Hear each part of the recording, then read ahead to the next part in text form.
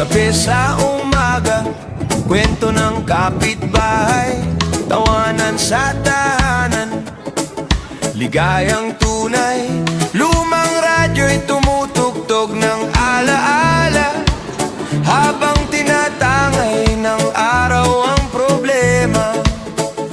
Dahil di sa laki ng kinikita, nabibilang ang sigla ng may ligaya.